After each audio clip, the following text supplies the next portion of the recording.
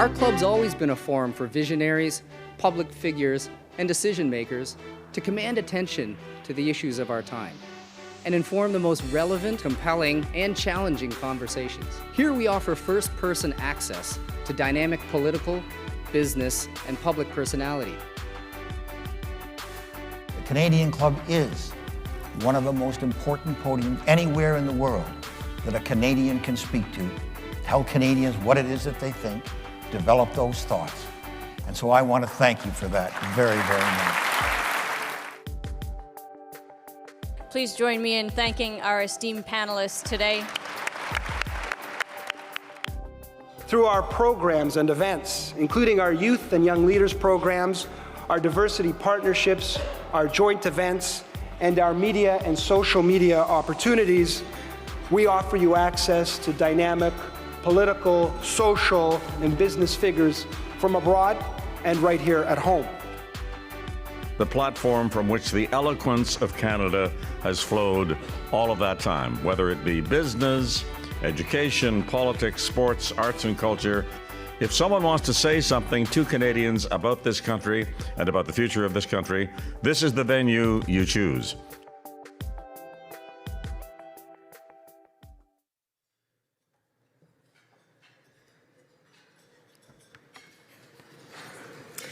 Good afternoon, members and guests. My name is Tanya Van Biesen, President-elect of Canadian Club Toronto and your host for today. Bienvenue à toutes et à tous. A special welcome to those who have joined us online at canadianclub.org. Our strong and highly interactive lineup of events would not be possible without the generous support of our sponsors, and today's event is being sponsored by EY and Scotiabank.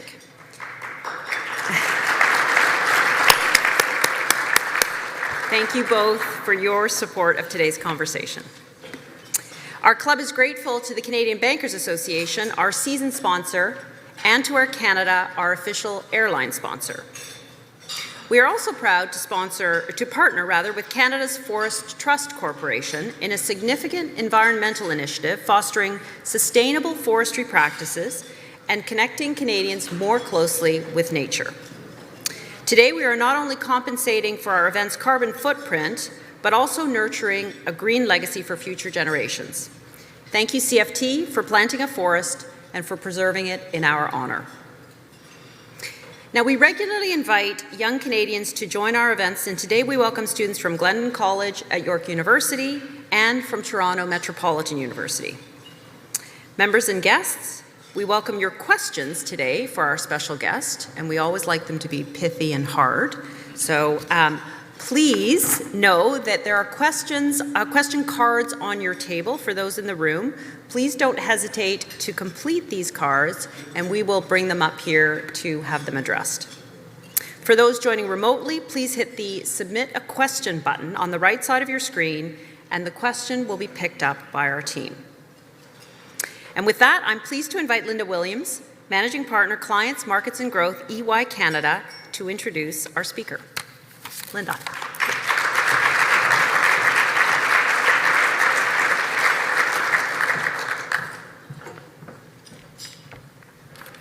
Good afternoon, everyone. Bonjour à tous. J'ai l'honneur aujourd'hui de vous présenter Pierre Karl Péladeau. Should I continue in French?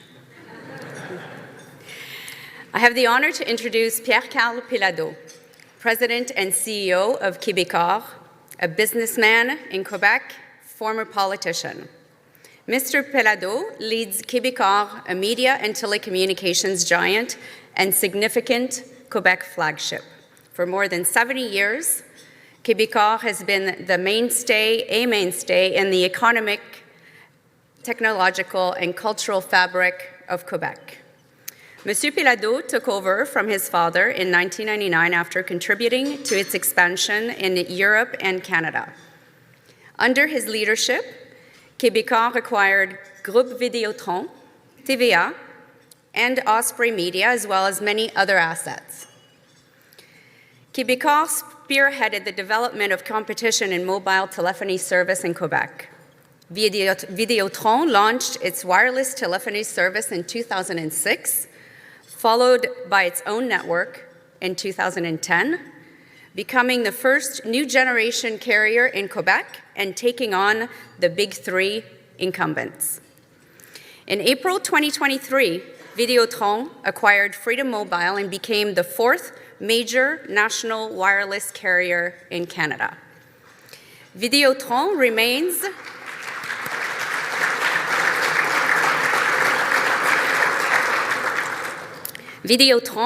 the cornerstone of Quebec's business model, of Quebecor's business model, based on convergence of content and of distribution channels. A businessman who is actively engaged in the community, Monsieur Péladeau supports many organizations in the vital fields of culture, of health, in the environment, and entrepreneurship.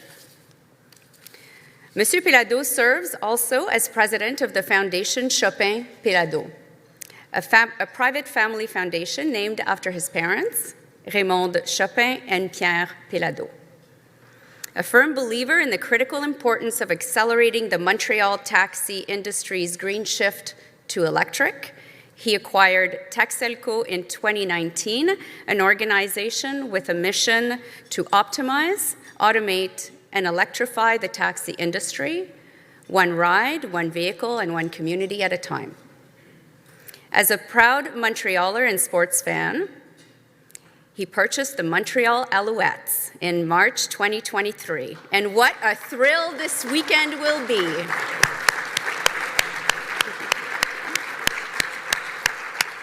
For those who do not follow football, will be delighted by a historic face-off this weekend in Hamilton to a sold-out crowd. Historic as for the first time, the Montreal Alouettes and the Winnipeg Blue Bombers will square off in the CFL championship game, the fight for the Grey Cup. As you can tell, I am from Montreal.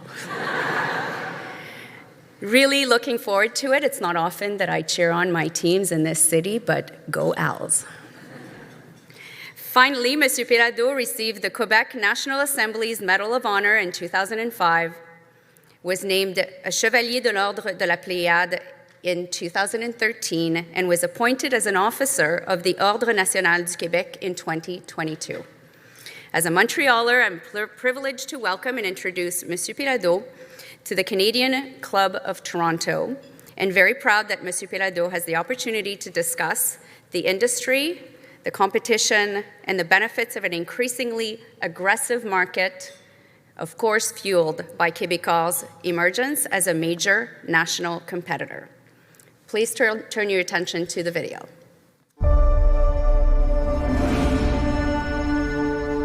From a Montreal neighborhood weekly founded by Pierre Péladeau, Quebecor quickly grew into a major international corporation. When his son Pierre Karl became CEO in 1999, he successfully steered the business in a new direction and made Quebecor a major player in the new digital economy in Canada. After acquiring the cable company Videotron and the TVA television network in 2000, Quebecor was able to converge content and technology to better inform, entertain, inspire, and connect people. Every day, millions of people watch our television channels and tune into our news and entertainment content. Follow their favorite athletes and performers on our media outlets. Read our newspapers, magazines, and books. Download our digital content and listen to our digital radio station. Advertise in our bus shelters and watch hit films produced at our studios. Driven by its entrepreneurial spirit and deep philanthropic commitment, Quebecor also supports over 400 charitable organizations, working to build a stronger and more innovative economy, a richer and more diverse culture, and a healthier and more sustainable society. Videotron launched a mobile service in 2006 and its own mobile network in 2010 to become Quebec's first new generation carrier, creating true competition and bringing down prices by up to 40%. The company invested billions to create distinctive offerings and services and to build out a reliable, powerful, robust telecommunications network. In 2018, Videotron launched Fizz, Canada's first all-digital telecom brand. In the course of more than 15 years of growth in Quebec's wireless market, Videotron has demonstrated its cutting-edge expertise and capacity to innovate. And by investing in 5G spectrum, Videotron took a major step towards realizing its ambition of fostering fair and healthy competition across Canada. In 2023, Freedom Mobile and Videotron have joined forces and are now the strong fourth national wireless carrier Canadians have been waiting for. Our companies share common values and a commitment to the highest level of customer service. Together, we will keep disrupting the market by providing consumers with high-quality, affordable products and services. With more than 7,500 employees and more than 3.5 million mobile customers across Canada, we are determined to write a new chapter in Canadian telecom history.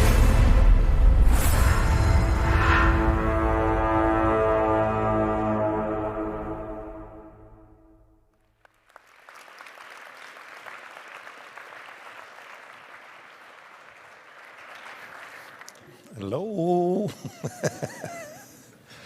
Ladies and gentlemen, hi. First of all, I'd like to thank Canadian Club for inviting me, talking about the victory of the Alouettes last Saturday.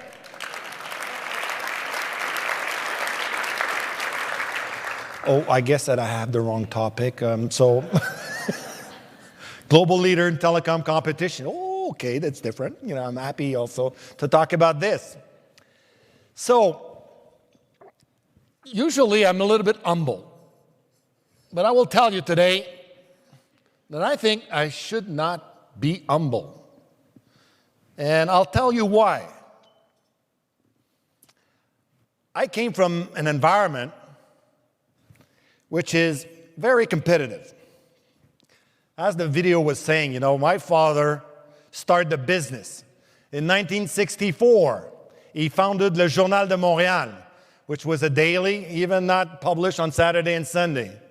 And bit by bit, copies after copies, in a very competitive environment where you will find many other newspapers, he succeeded.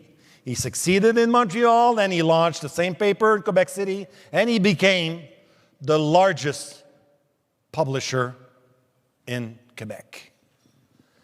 So he built a large company. You know, it was completely integrated from pulp and paper to printing, magazine, newspapers, distribution.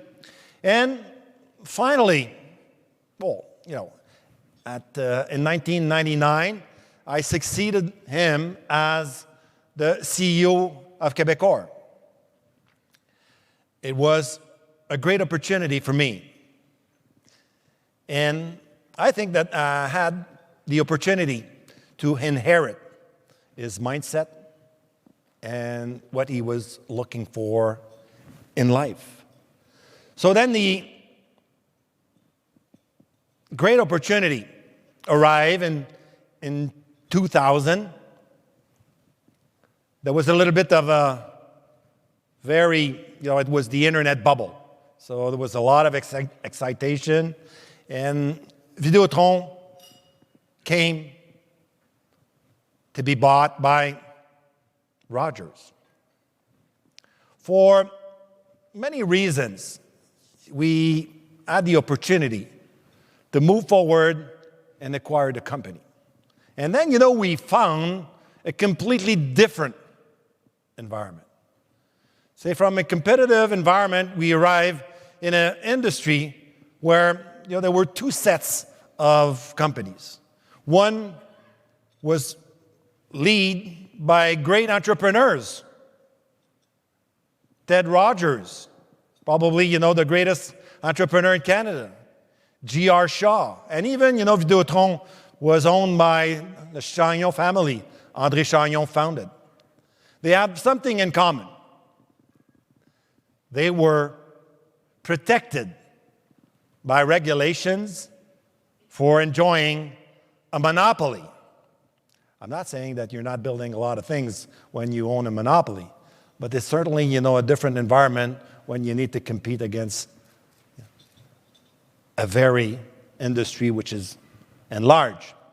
And on the other side of the equation, you had the telephone company. Well, first of all, I'm sorry. I would like to thank, you know, my colleagues from Freedom here, and I'm seeing a lot of people also from Quebecor. You filled the room. Maybe we were afraid that we're not going to have enough people. I'd like to say hello also remotely for the one who's watching us on television. So the telecom companies, this is, it was run by, as Ted Rogers used this expression, it was run by suits. Yeah. And the only thing that they were able to run is monopolies. We've been seeing companies like Bell, trying to do other things. They bought the Trans-Canada Pipeline, Dawn Development, what else? Montreal Trust. They bought Teleglobe. And each time that they were coming in a competitive environment, unfortunately, they fail. So this gave us the opportunity to move over and to introduce. And this, why I'm saying that what I'm saying that, we should consider that a leading factor of introducing competition in the telecom industry. So we took over in 2001. The first thing we did, which was very important for us, it was to change the culture of the company. As the monopoly, Videotron was, you didn't have any customers. You had a subscriber. And, it's not a semantic question. It is important because people had in mind that the subscriber will not have the capacity to change. You want cable? Well, there's only one cable provider. But that was not true anymore.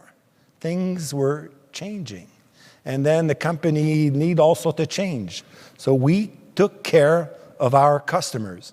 And bit by bit, we've been also introducing new customers. It was the new services. It was the time of internet access.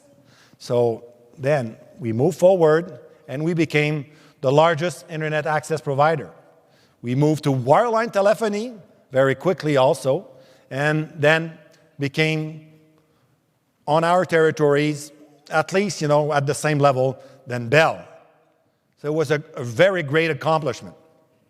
And finally, and we've been talking about this a little bit in the video, it was an opportunity for us because we thought with the internet access that it will then move on the mobile internet access, and then therefore wireless will be the future.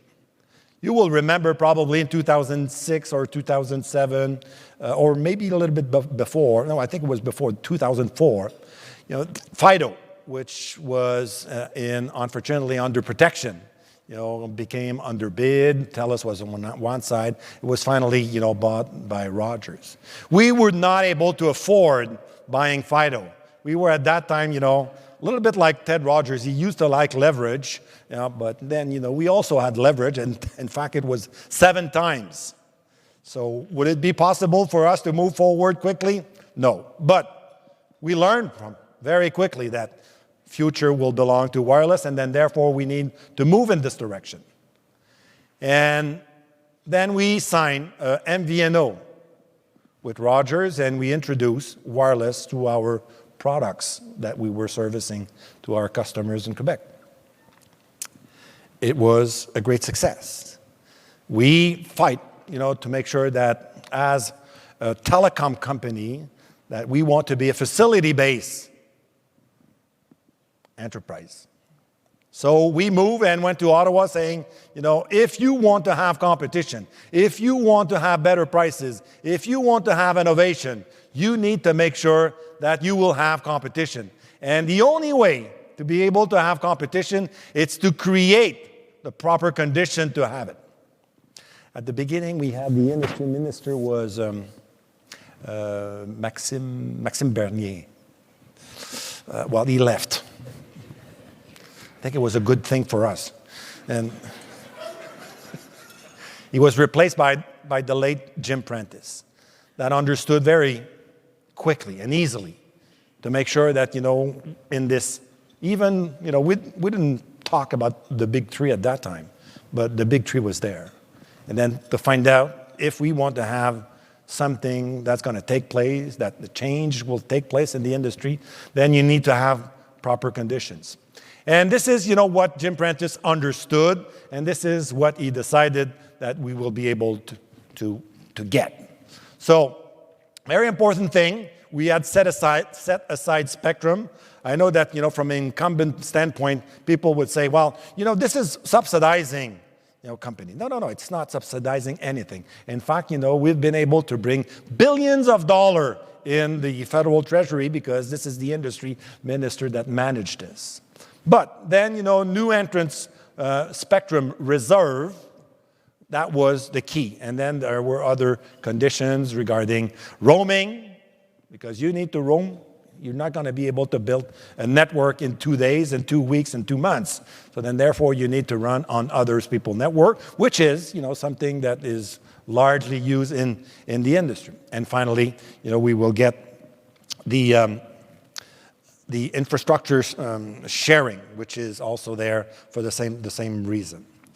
So I think that, we were able to introduce a new product that will change the future of our industry, where we were expecting that there will be decline in cable distribution. And that was certainly for us, a chance of a lifetime. So I could spend hours and hours to talk to you about, the different things that the incumbent were doing for us, not be able to succeed.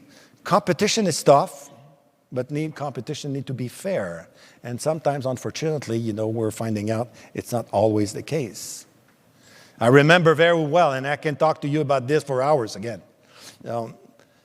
Piracy is a problem in our industry. You want to make sure that, people will pay for the service they get. But you know what?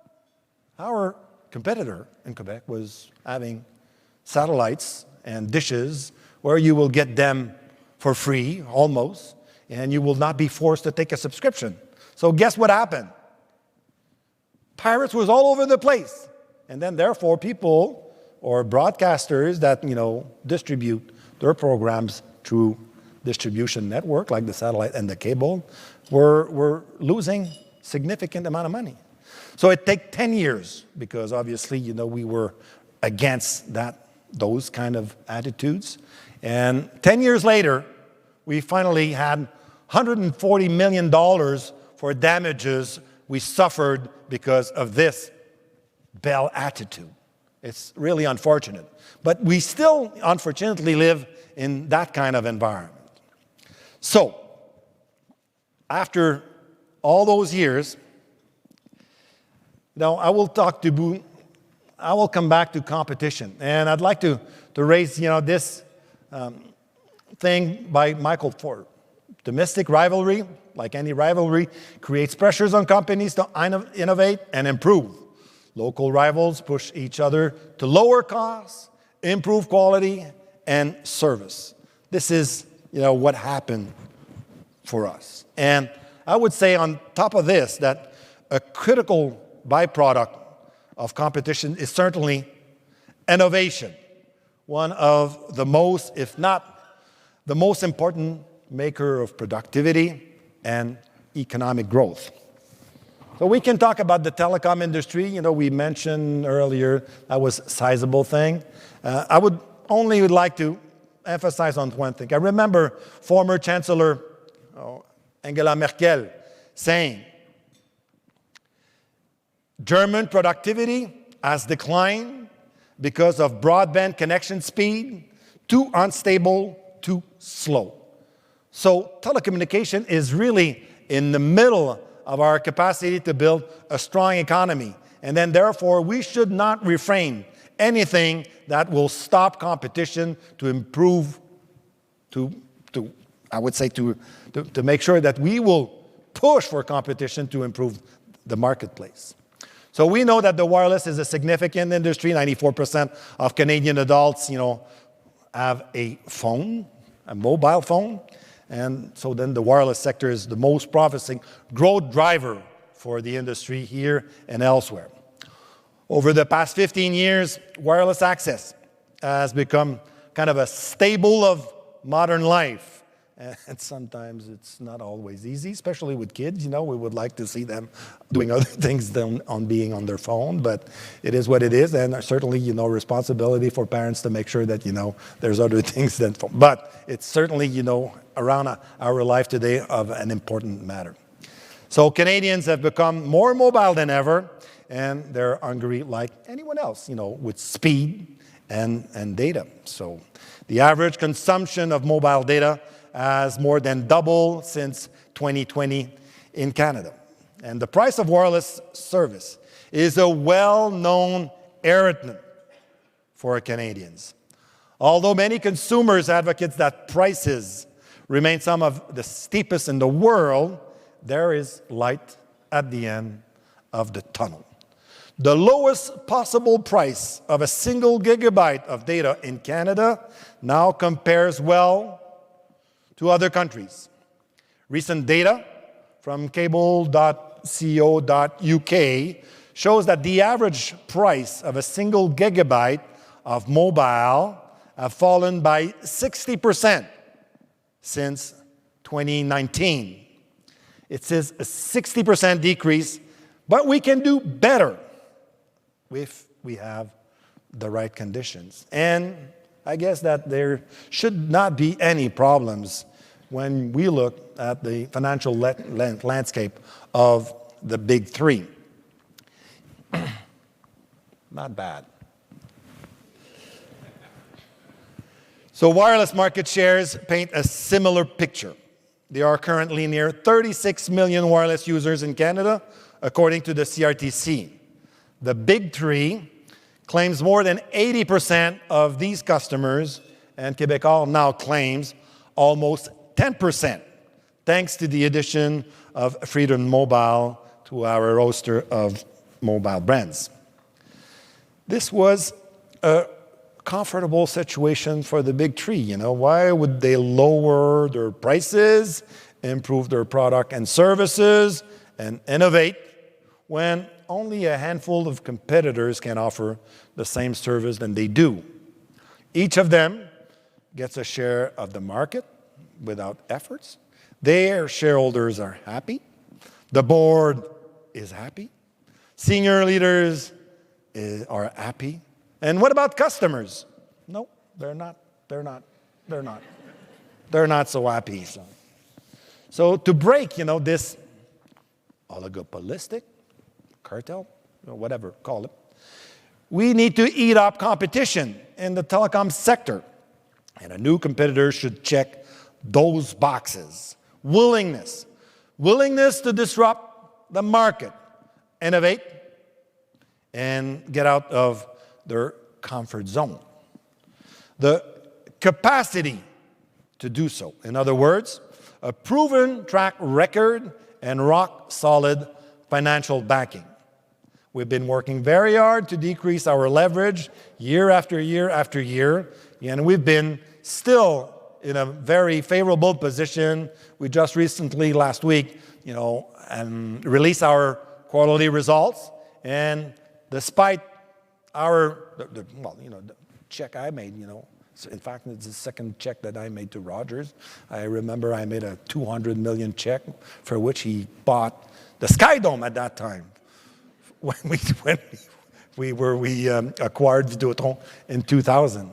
So, you know, despite writing a check of over $2 billion, we've been able, you know, to reduce our debt ratio leverage, and we look forward to continuing this direction, generating significant cash flow. And at last, but certainly not least, a regulatory environment which is favorable to competition. In 2007, the Canadian government and regulatory authorities decided that competition was a priority in the country and put in place conditions designed to it. I mentioned earlier what were those conditions. So, the ability to buy mobile spectrum, set aside mandatory roaming and infrastructure sharing. But, and this is quite interesting, the trend continued. More recently, the MVNO framework, which enables regional mobile carriers like Videotron, to access the network of other carriers in areas where you don't have network infrastructure yet. Just last week, the CRTC also directed the country legacy telecom to provide competitors with workable access at a reasonable rates to their fiber network in Ontario and in Quebec within 6 months in an effort to improve affordability and provide more internet options like the cable industry was providing for many, many years through what we call the TPIAs. So it's for us also an opportunity, like also the other TPIAs that still are alive and kicking in this industry, despite the fact that Bell bought a lot of them. In fact, even the CRTC and the industry minister said that competition has been reduced by seeing the incumbents buying TPIAs. In fact, they bought 5 or 6 throughout the last 2 years. Those gains were key to lowering rates, the barriers to entry in this new market. And as I said earlier, Videotron first entered the wireless market in 2006 and became the first telecom provider in Quebec to step up and compete against the big three. You will remember they were a kind of different things that happened. We had, at that time, it was called Wind. Wind was financed by foreign money, which was not allowed. Regarding the Canadian regulation, we found out it was changed. That was a little bit of a mess for many, many, many years until Shaw decided, to buy those assets and rebrand them under Freedom Mobile. We know what happened. For whatever reason, the Shaw family decided it was time for them to sell the company.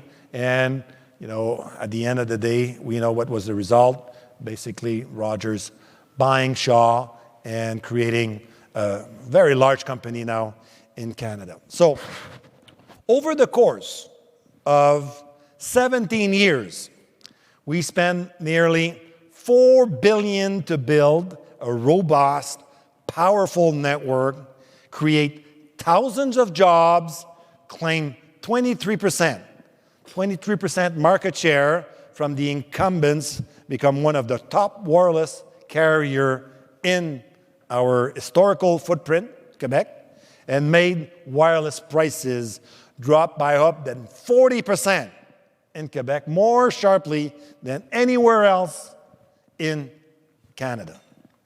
Our brand gained traction very fast because we adopted a very aggressive pricing strategy.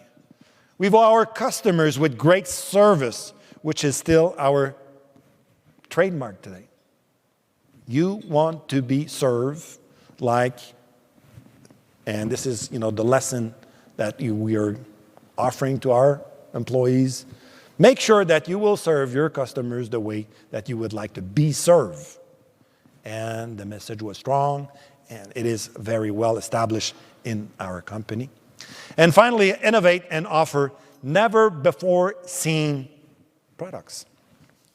As an example, and we're very proud of that.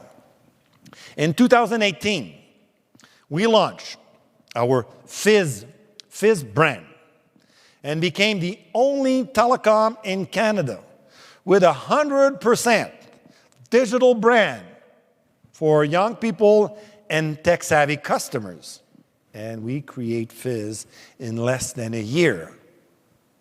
How a cable company were able to introduce, new services, new innovative products, where you've been seeing the telecom companies being there enjoying monopoly for decades and decades.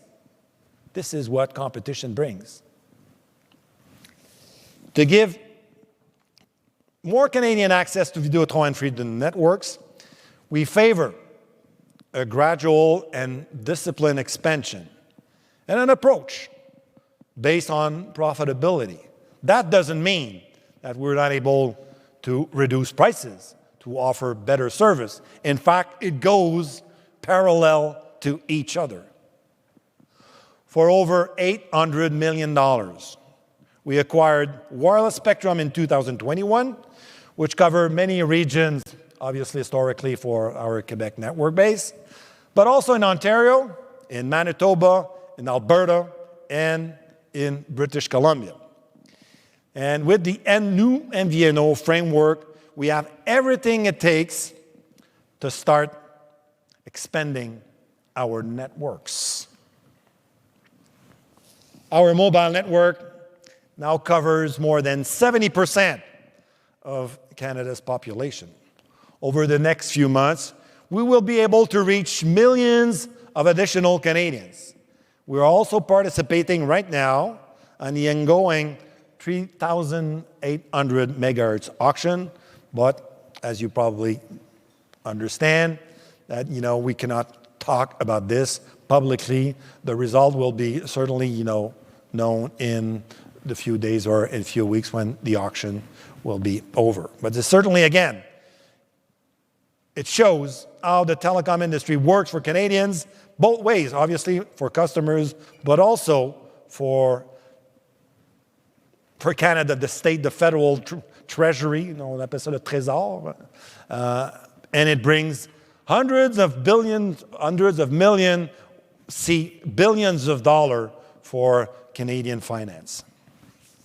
Now, this very tangible track record was recognized, and it's fun, when you read those kind of things, by the competition tribunal when the proceeding was taking place for the Rogers acquisition.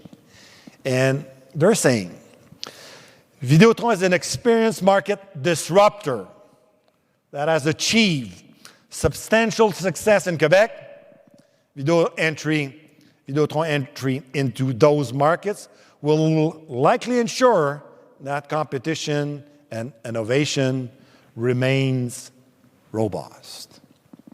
Fast forward to 2023, Videotron is looking to bring innovation and vitality to the telecom market and wants to ensure better pricing and customer service for Canadians across the country. Thanks to impressive track record in Quebec, as I mentioned to you, and to a new regulatory environment favorable to competition, Videotron was able to acquire Freedom Mobile despite the big three best effort to block or delay the transaction. And it was not funny, I can tell you that. There were, and still is, abuse of legal proceedings in front of the federal court. Sneaky disinformation campaigns. TELUS had a project which was presented at the board. It was called Project Fox. And we learned about this because that was evidence in front of the tribunal. And I was considered, and maybe they're right, I was considered a danger. A danger by introducing more competition. Yeah, that tells you about, the mindset of that kind of company. And then obviously, they went with intensive lobbying efforts. Those are few examples of the headwinds that we had to face when we sought to expand outside Quebec. The big three opposition, our delaying tactics, continue to this day. We learned about this as of 2 weeks ago, or even last week. So, last week's decision on fiber access to the CRTC. Bell was quick to announce cut in its capital expenditures and a reduction in high-speed, fierce internet expansion, citing a decision of the CRTC that discouraged network investment. I can tell you something. If they were to stop expanding, it's not because, they would like to propose Canadian new technologies. No, they're doing it because they're forced to do it. Their network is not there. They've been losing customers one after the other when they had their copper infrastructure, and they were forced to move in this direction. And if they cut capital expenditures, you know what? They're shooting them in the foot. It's not going to be good for their business, and they will continue to lose customers. But they came and say publicly that they will stop investment. You can't believe this. It's not believable.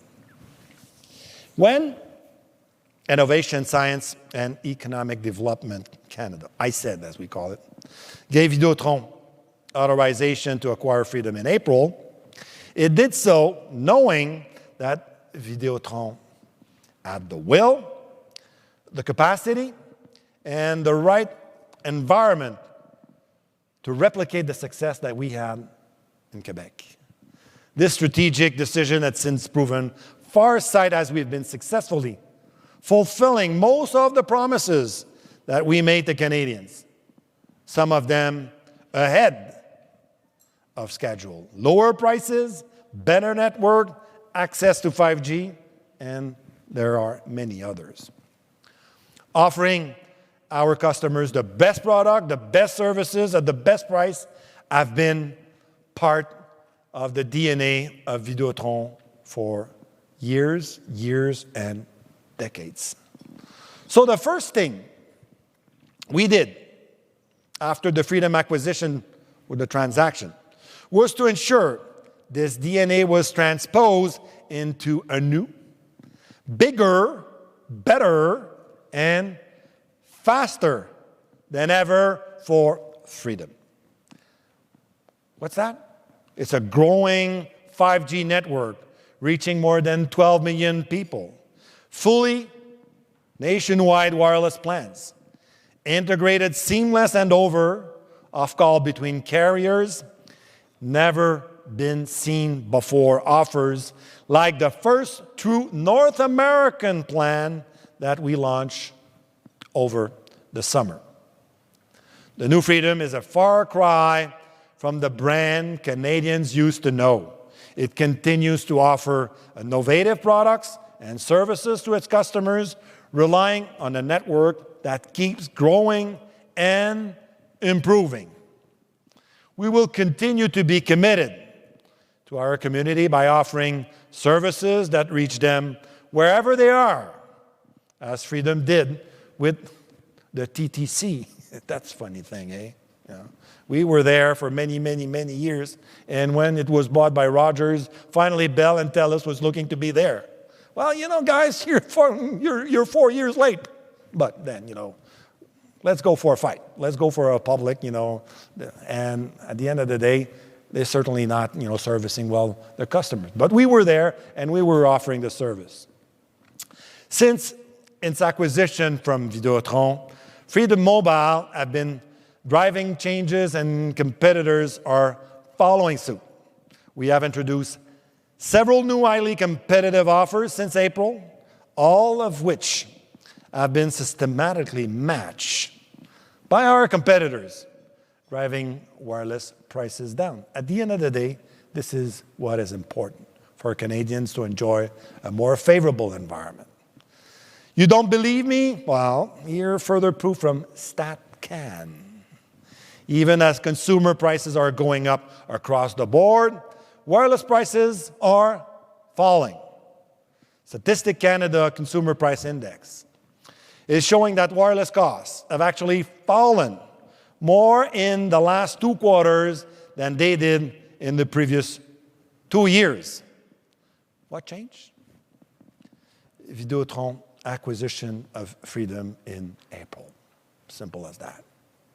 And these lower prices translate in more money in the wallets of Canadian families. For example, a family of 4 with 4 mobile plans can expect yearly savings of over $1,000 with the current drop in prices alone. This is real, unsubsidized money that family can use to buy groceries or pay their mortgage. Certainly a relief in the current inflation environment. And we're not stopping here.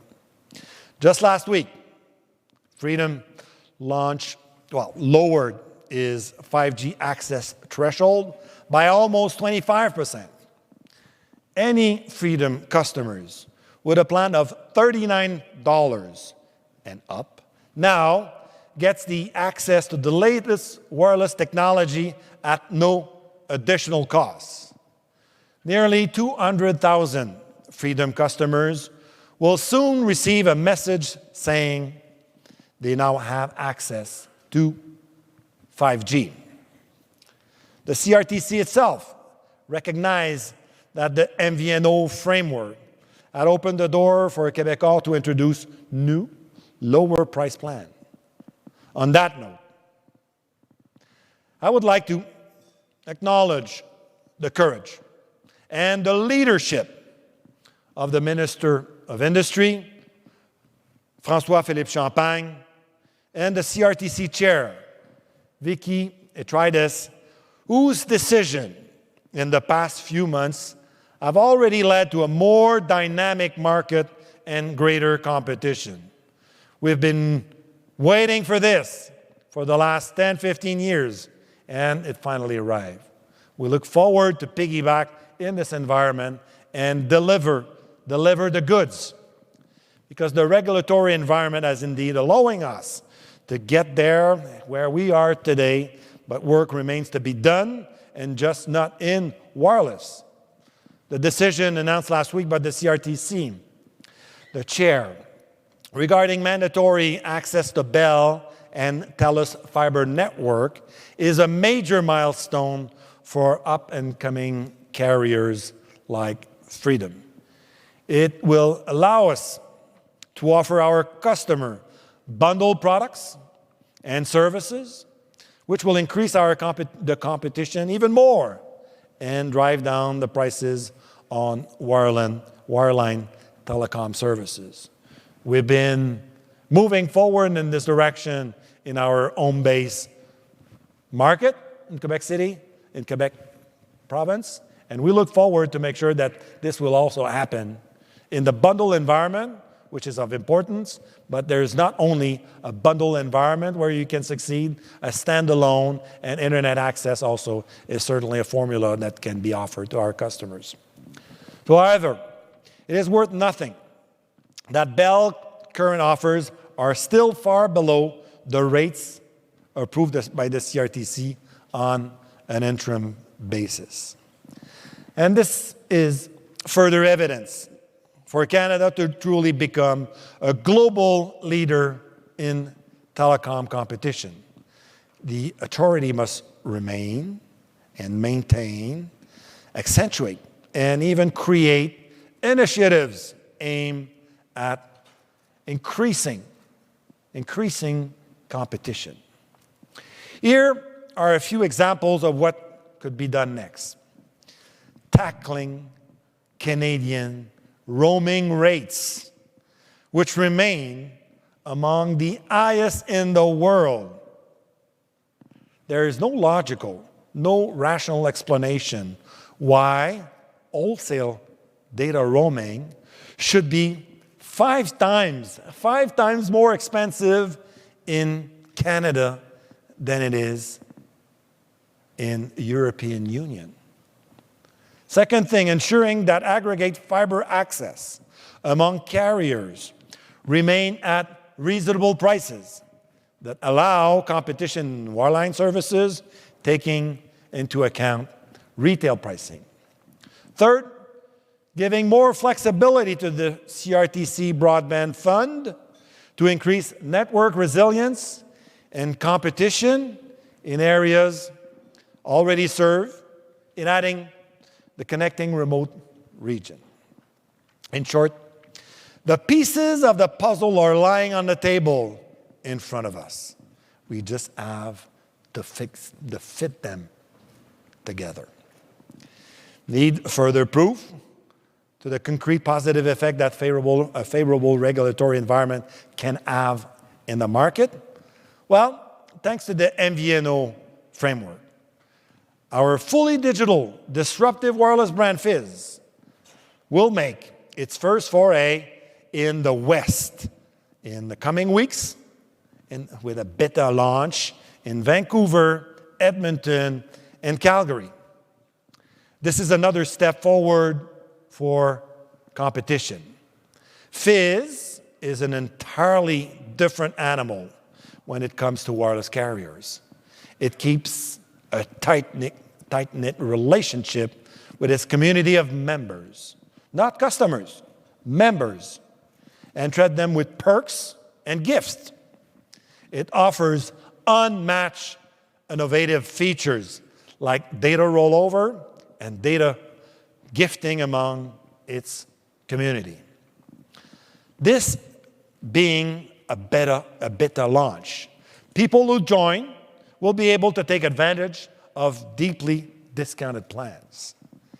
This will be a great opportunity for the people of British Columbia and Alberta to experience Fizz for the first time. Get ready for a gradual rollout in Fizz in 2024 across Canada.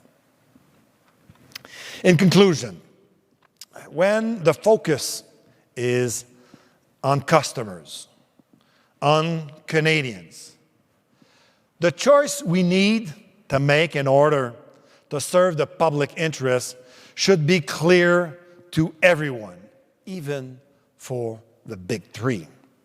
In just 7 months, we have accomplished great things for Canadians. Now, just imagine what the picture will look like in fewer years. Thank you for your time. Merci beaucoup de votre accueil. And I'm very sorry for the Argonauts last Saturday.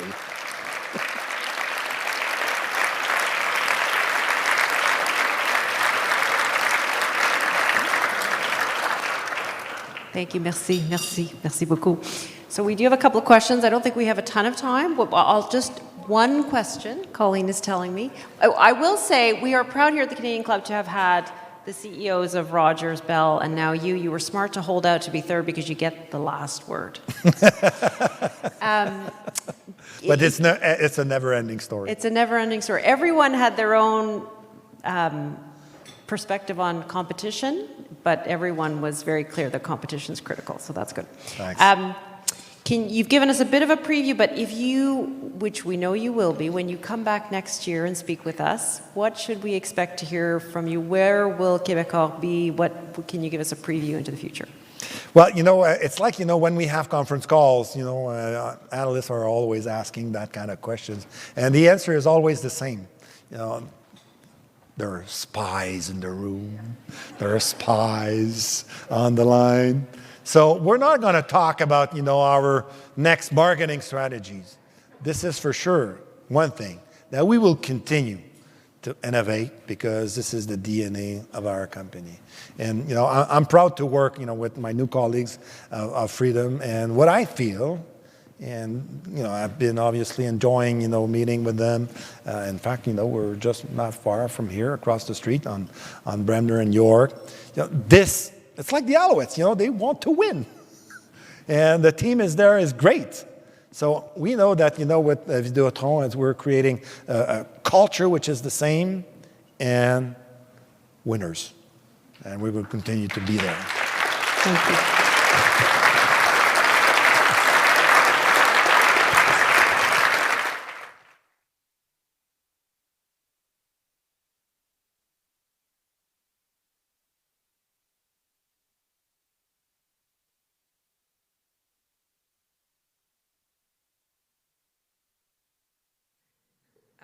Bon, merci, Monsieur Péladeau. Je veux vous remercier beaucoup pour un discours très intéressant et inspirant. I think we've learned a lot about which a mobile plan we should be on. So for those of you who are not on it, I think we now know. Your leadership in the telecom space, led by Videotron and its subsidiaries, is getting noticed. It is clearly changing the competitive environment in this country for the better. And your vision for the telecom industry is a game changer here in this country and really does set the stage for Canada on the global stage. On vous souhaite une bonne continuation et beaucoup de réussite dans toutes vos entreprises.